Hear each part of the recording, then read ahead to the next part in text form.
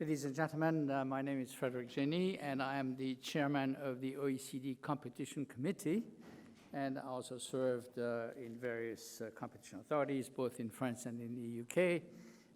So let me tell you how pleased I am to have been invited to the 10th anniversary of the Competition Authority of Catalonia, and to see how many of you are in this room interested in the issue of competition. My purpose today is to try to as rapidly as I can, give you a bird's eye view of what I see as having been the achievements of competition authorities and the competition world, but also some of the difficulties that we face today. If we think about the past 25 years, I think that the competition community can be extremely proud of its achievement. As you all know, there were no more than 30 competition authorities in 1990. Today, there are 130 countries, a little bit more than that, in fact, 130 countries which have a competition law and a competition authority. This is a stunning development. We now cover 2/3 of the world, whereas competition law was confidential 25 years ago. Competition law has become, thanks to this movement, the bedrock of economic policy in most market economies, and it's interesting to recall how this process developed. I would go back to the Uruguay round from 1986 to 1994.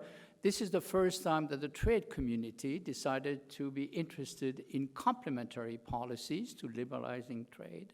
And during the Uruguay round, the question of intellectual property as being a necessary complement to trade policy was very much to the fore, with the signature of the TRIPS agreement at the end of the round. Now, it didn't take very long, of course, to realize at the multilateral level that another complement to trade policy was competition.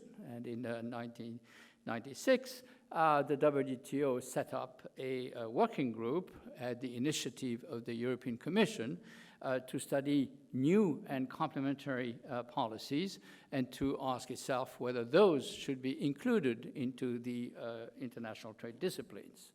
Investment, competition, public procurement were three of the four topics. Eventually, this movement or this attempt to try to integrate competition policy in trade policy faltered, and in 2003, at the Cancun conference of the WTO, it was decided that those new topics should be put on ice, I would say, until the more traditional topics of directly governmental related restraints or agriculture were solved. However, this movement and the creation of the Working Group on Trade and Competition was important in two different dimensions. The first one was the realization that competition is not only a domestic matter, but it is also a transnational matter as well, and that therefore the attempts to try to liberalize trade across the world needed to focus also on the competitive condition, and not doing this would lead possibly to a world where there would be less governmental restrictions to trade, but more private restriction to trade. The second thing, reason for which this was important was that the creation of this working group spurred a great deal of empirical research on transnational anti-competitive practices, international cartels, transnational abuses of dominance, or mergers that reduced competition throughout the world. And this brought to the fore for a large number of countries, which were mostly developing countries or transition countries which were not aware of the usefulness of competition. This brought to the fore to them, a lot of them, the importance of competition.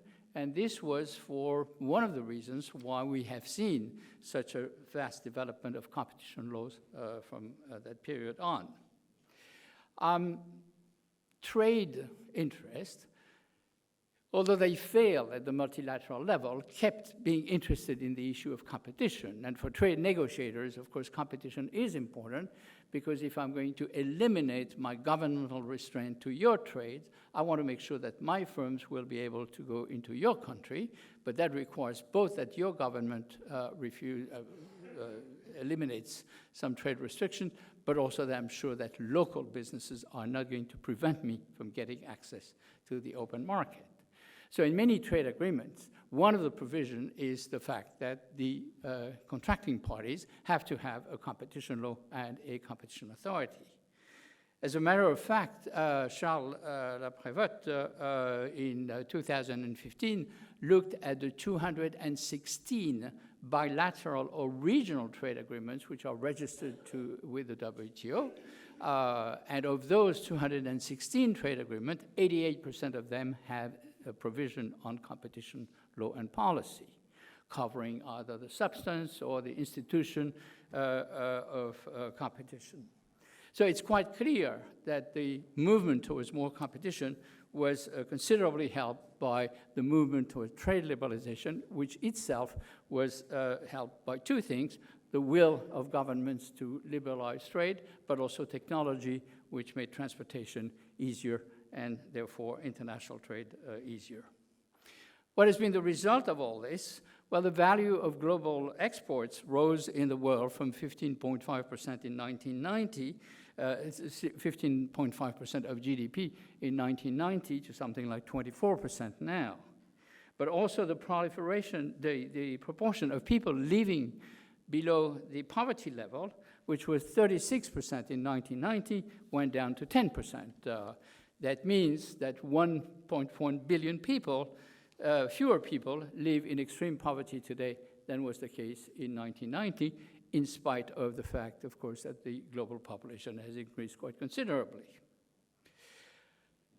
Competition law, as they developed throughout nations, were not exactly similar.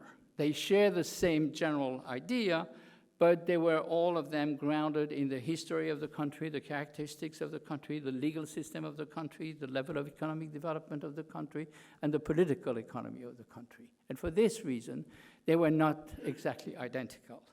They did not have the same scope. They did not always have the same immediate goals. They did not have the same institutional setup, and sometimes they differed on the substance. Particularly when it came to merger control or abuse of dominance, for example. Thus, trade liberalization, when we think about it, in the 1990s, brought us a number of things. First of all, it brought us an increase in the number of countries. Roughly, between the Second World War and today, the number of countries in the world has been multiplied by 2. Second, it brought the realization that competition was a necessary policy to support market economies and international trade.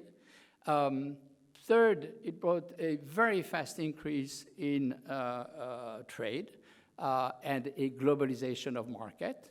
But together with it came a fragmentation of legal orders, because as there were more countries and as they had themselves their own laws, the legal landscape became more complicated. So it was only natural that the next step in the evolution was to try to reduce the diversity or the fragmentation of the legal landscape to facilitate the trade exchanges. And this is what competition authorities have been doing during the late 1990s and the better part of the 2000s, or the first part at least of the 2000s, through cooperation and convergence. Now, convergence, let me give you a few pointers to see. One of the big differences, of course, was the difference between, transatlantic difference between the EU and the US, and then there were other differences between those two blocs and a number of developing countries. So the first order of the day was to try to reduce the difference in interpretation of competition law between the US and the EU, and the debate was centered about the role of economics in interpretation of competition law. So a few pointers. 1999, the EU revised its vertical guidelines, decides to put less emphasis on the construction of the single market and more on the economic analysis of those vertical agreements on a case-by-case basis. Slight movement towards more economic approach. 2001, Mario Monti acknowledges for the first time that the goal of competition law is to try to protect consumer welfare. a notion which was very far, in fact, from what the founding fathers of competition law had in mind, but which was also a clear movement towards accepting the idea that the basis of competition law is economic analysis.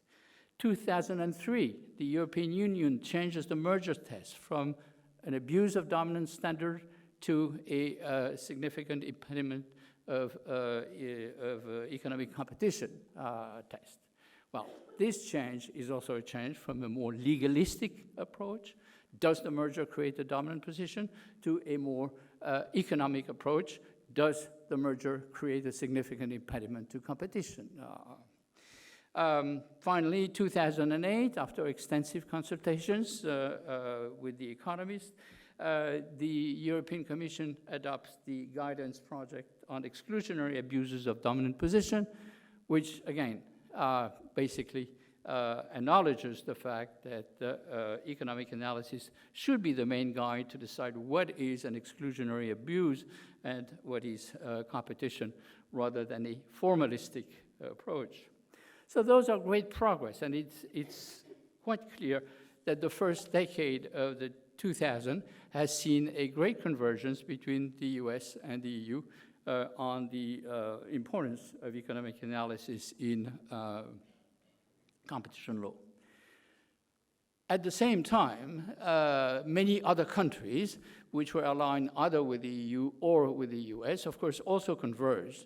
And there was also a dissemination by international organizations, and I'm going to come to those in a second, of best practices, which have contributed also to align the interpretation of competition law throughout the world. Now, the convergence is not complete, and there's still work to be done there. On the scope of competition law, the EU law includes, for example, state aids, whereas most laws do not include state aids, and Australia has a competitive neutrality framework, which we don't have. On substantial areas, there are still differences when we think about exploitative abuse of dominance and particularly excessive pricing. There are still vast differences between the US, where the antitrust interpretation is that the antitrust law do not apply to such practices, and the European one. On institutional mechanism, of course, we have countries where there is a competition, or territories where there's a competition authority, and others which make decisions which can be then appealed to a court. And we have, so this is the administrative model, and in other countries we have the prosecutorial model, with differences, legal differences in the way in which in which cases are handled. And there is quite a bit of difference on public interest clause. You'll be interested to know that half of the OECD member countries have public interest goals in their competition law, which they don't usually talk much about, but which complement, so to speak, maybe sometimes contradict, the consumer welfare goal, which is the predominant goal of all competition laws. So still work to do to get to complete convergence. I'm not sure that we will ever get to complete convergence, or even that it's a good thing to get to complete convergence, but to try to better understand each other is certainly a worthwhile enterprise. The second dimension of action during the 1990s and the early 2000s has been the development of cooperation, as I said, and the dissemination of good practices.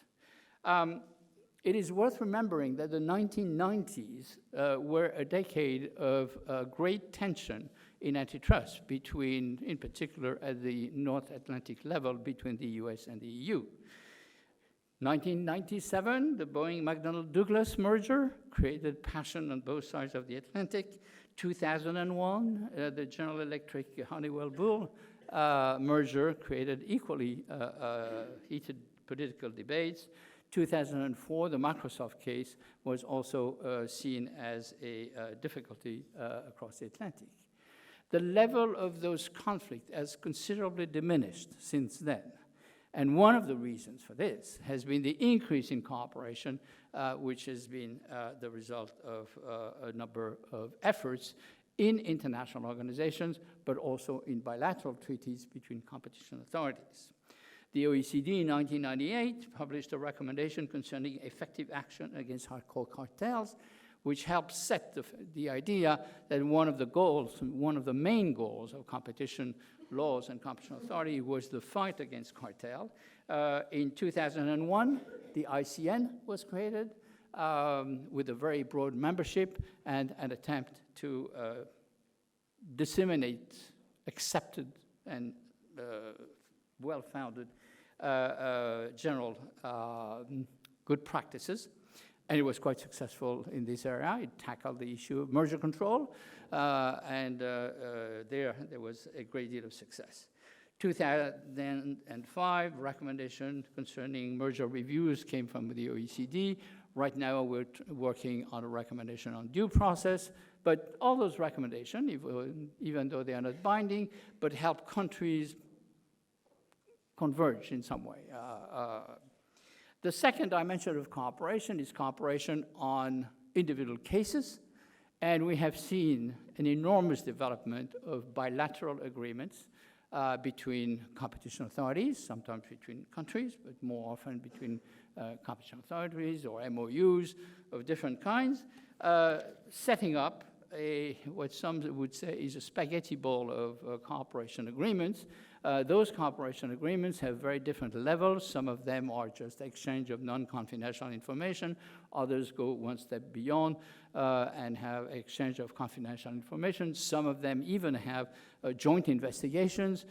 Most of them have cooperation on remedies to try to tackle all the transnational issues that can come.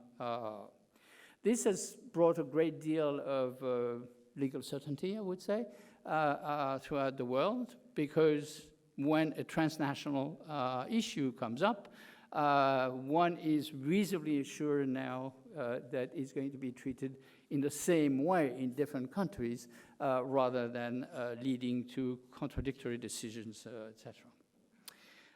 The cooperation between competition authorities, national or territorial, has increased considerably, but I would say unevenly. I spent a great deal of time in Africa, and if you are in Cameroon and you ask, what are the cooperation agreements that you have with the EU or with the US or with Canada, the answer, we have none. There's a good reason for this.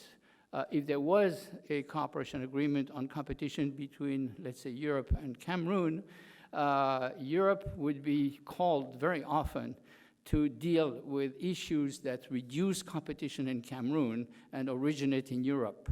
There would be very few cases where practices originating in Cameroon would reduce competition in Europe. So there's an imbalance there, and therefore there is no real incentive on the part of Europe to sign a cooperation agreement with Cameroon. I mean, this is just an example. So what we have are cooperation agreement between the big jurisdictions, the US and Europe, the US and Korea, Korea and Japan, Australia and New Zealand and Canada, etc. But a lot of smaller competition authorities, smaller countries are left out of this cooperation because it is on a voluntary basis. So more work is needed there. So let me turn now to the challenges. The first indication that something was amiss came towards the end of the end of the decade, of the first decade of the century, 2008, the financial and economic crisis. Now, why is it relevant? Well, it is relevant first because it raised a question for competition authorities, kind of a riddle. How can markets where there is no particular competition problem, I mean for the market for housing in the US or the market for mortgages in the US, there are lots of actors. There have never been any ideas that there were anti-competitive practices. So how come such a market can fail? Well, it can fail if all or most of the actors on such market are irrational. Something that Alan Greenspan called the exuberance of market. Well, we've never assumed in competition law that markets could be exuberant. We've always assumed that they were rational, period, and not exuberant, and certainly not leading to their own self-destruction. Okay? So there was a question about the implicit hypothesis that we have. There was a second question which was raised, which is, was competition among the banks, in fact, the reason why they slowly but surely degraded the quality of the loans that they gave, and which led to all those instruments of poor quality, which eventually contributed to the demise of the banking sector. In other words, was there such a thing as too much competition? So those was the direct results, those questions, embarrassing questions for competition authorities. Now, very rapidly, competition authorities says, no, we've looked at the banking market, and it's not because there was too much competition, and they left in the vague the question of whether markets could be irrational, unlike what they assume they were. But the financial crisis led to an economic crisis, and with this economic crisis came a change in perspective. 4 points. Regulation of the banking system seemed to be a natural thing to do. In fact, one of the questions was whether there had been too much deregulation in the previous decade of the financial and banking sectors, particularly in the US, and whether this was the reason why this market had failed. But regulation, which had been seen up to then as basically an instrument that would lessen competition, all of a sudden became an instrument that could be a useful complement to competition, for competition to deliver the services that we were expecting from it. Second, protectionist tendencies. One of the reactions to the crisis of 2010, 2011 was for many countries to go back to protectionist policies. The reason was simple. If I'm going to bail out a number of firms in my country which are gone into bankruptcy because of the crisis, I don't want that money to end up abroad. I want the money of my taxpayers to help the firms of my country. So therefore, I have to put constraints on the firms that receive the aid. They can use it only to buy products locally. Now, this has created a lot of increase in protectionist provisions in many countries.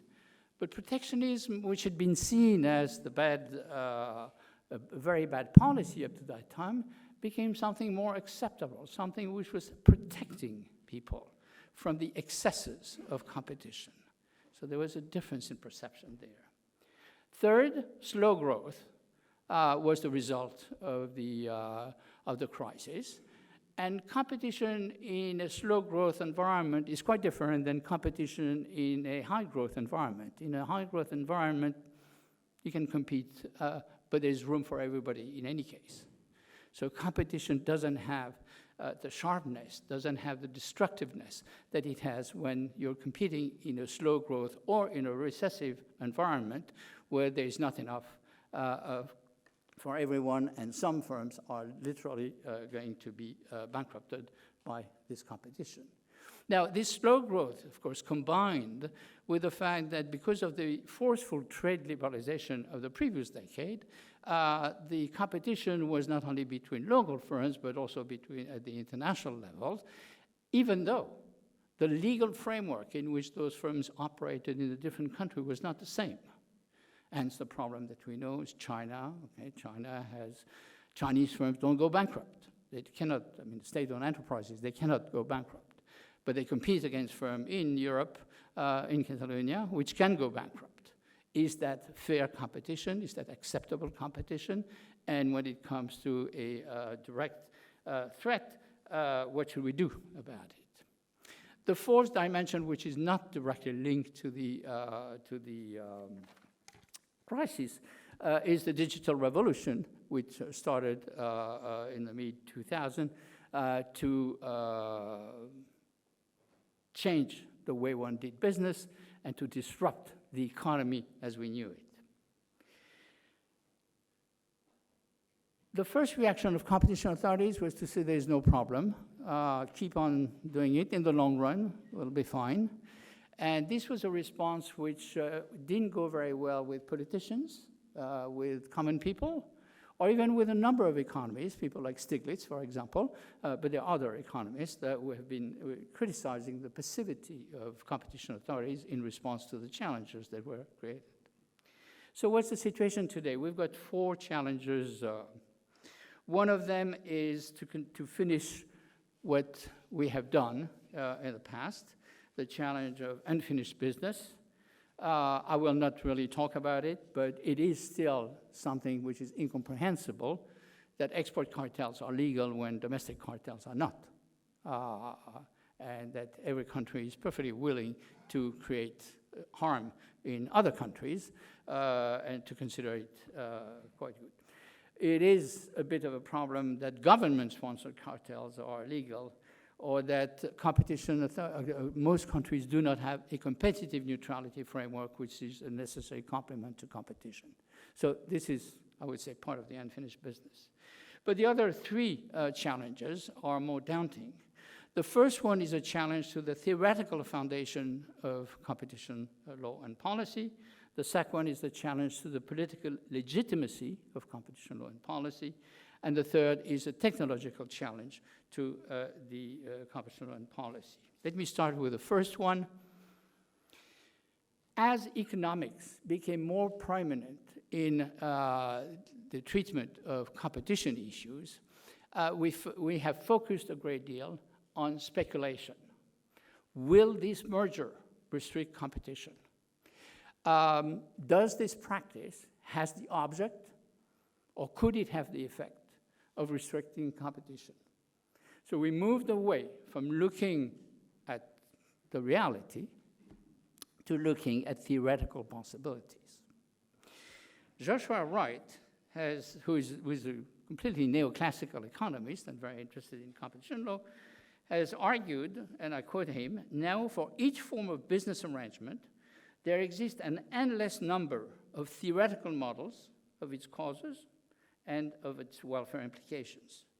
Modern antitrust is now overwhelmed with models of possible conducts." What he says is that economists are not terribly useful to judges or even to competition authorities, because there are so many economists and so many models that you can bring that it's not really something that's going to help you make a decision. So there is a difficulty there. As Joshua Wright says, rightly I think, that economists should go back to more empirical work to try to test those models. I was a student of both Milton Friedman and George Stigler, and my old masters at the University of Chicago. One of them, Milton Friedman, used to say that a theory which is not tested, or a model which has not been tested, is not worth, shouldn't be called a theory or a model. It's nothing, it's just speculation. And Stigler used to say that oligopoly models, this was back in the 70s, oligopoly models were so numerous that they were not worth the paper that they were written on. Okay. This is coming back to haunt us, and the economic profession has a difficult time being relevant for competition authorities because of too much speculation and not enough fact. One area where it's completely evident that this is true is when we come to the relationship between competition and innovation. If we look at the Dow-DuPont merger decision and the controversy among economists that followed it, it's quite clear that we only have highly theoretical ideas about the relationship between competition and innovation, and different economists have different views, and so therefore you can't rely on one economic model or another. That's the first dimension. The second dimension is the fact that there's a growing dissatisfaction with the very narrow approach of neoclassical economists, of the Chicago School paradigm for antitrust. And this narrowness is criticized in several areas. First, the model basically assumed that we focus on welfare of consumers in a narrow sense, and antitrust authorities have largely ignored the welfare of other stakeholders in the competitive game, such as labor, or such as the input manufacturers, to concentrate on consumers seen in a narrow sense as being the direct consumers of the products or services that they examine. Second, in using the consumer welfare standard, we have focused on the price dimension and largely ignored the quality dimension of economic performance. So it's very narrow. Third, because we have a rather excessively restricted view, of relevant market and of potential competition, we tend to focus on today or the next 2 years. And we have underestimated probably the possible role of efficiencies or the possible role of potential competition by having such a restricted view. The traditional answer to that is that, well, we don't know what the future will be made of, so therefore we don't want to speculate. But this is a very bad answer. First of all, because if I go back to the DuPont decision, the merger was blocked on the basis of the fact that maybe in the future, at some indeterminate time, product lines that don't even exist today and that we cannot think of might be in competition with each other, and that therefore the merger could reduce that level of competition. This was purely speculative, long-term. So if we look at the long-term, why don't we look at the long-term for everything? The second reason why it's not a very good answer is that everybody knows that it is stupid to look for your key where there is light rather than where you have lost it. Maybe there is a trade-off to be had between exactitude or being sure about the result and having a more relevant view of the dynamic development of market. The fourth criticism is the fact that competition authorities have not been able to prevent massive concentration, going with massive inequality in a number of sectors. This is, for example, the debate in the US, whereas the next criticism, which is the lack of integration of static and dynamic concentration, would be more the issue raised by Mr. Le Maire and Mr. Altmaier when they asked for a revision of the EU competition law, the EU merger law in particular. So altogether, there are a lot of people who are dissatisfied with the narrow view that competition authorities take and believe that it is not terribly relevant to the real world. Now, let me turn to the second challenge. The political consensus on the centrality of competition law and competition economics is crumbling. Now, the reason for this, again, is to be found in economic theory. In economic theory, we are in a wonderful world where when there is competition, some firms succeed and others do not succeed, and the question is what happens to the firms that don't succeed? Well, in theory, the firms that don't succeed, they go bankrupt. The capital goes in another activity where they are better employed, and the workers move to another market where they can find an equivalent wage and an equivalent occupation. So the labor market is seen as extremely wide, extremely competitive, extremely flexible. So one of the implications of this is that when we look at what happens on the product market, we're not so interested in what happens on the labor market because things would take care of themselves. Well, the reality is that it doesn't work this way, as we all know. That labor markets are, first of all, are very fragmented, both geographically and professionally. And second, the level of mobility is very small. It's very small because of all kinds of reasons, but you just can't leave your wife and your family to go and work 600 kilometers from where you are because you've lost your job. Maybe your spouse has a work in this area. Maybe your house, maybe you have a small house, which is now worth nothing in your original place because there's no more work, but which would be very expensive to duplicate in a new place. All those reasons explain that geographical mobility is very limited. Professional mobility is equally limited because the policies in most countries that are supposed to help people retool are fairly primitive and do not produce the kind of skills, or are not able to transmit the kind of skills that would be useful for people to find new occupations. And in addition, those occupations very often imply moving somewhere else, which is possible or not possible. The result is that competition maybe is to the benefit of consumer in an aggregate way, but it creates victims, and that nobody cares about those victims, and in particular, competition authorities don't care about those victims, don't talk about them, and don't do anything for them. This is, to a large extent, the origin of the populist movements that you find both in the US and increasingly in Europe. People who have been displaced by competition and that nobody cares about. Those people don't believe that competition is good for consumers. They think that competition is very bad for workers. They are upset that they have been bankrupted by firms coming from other countries which have different rules, more relaxed rules compared to the ones that they have to. When one looks at the Bruegel work on the origin of the vote for Mr. Trump or the origin of the vote for Brexit at the disaggregated level, it's absolutely clear that the main determinant has nothing to do with immigration, but has a lot to do with poverty or the unequal distribution of income in each region. So, question is, what should we do about this? How do we answer those people?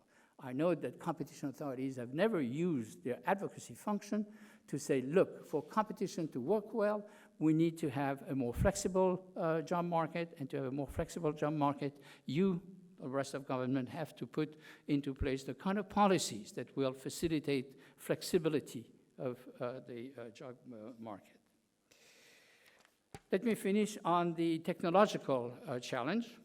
The digital economy is not only introducing disruptions in a number of sectors, but it is introducing disruption in competition law enforcement itself.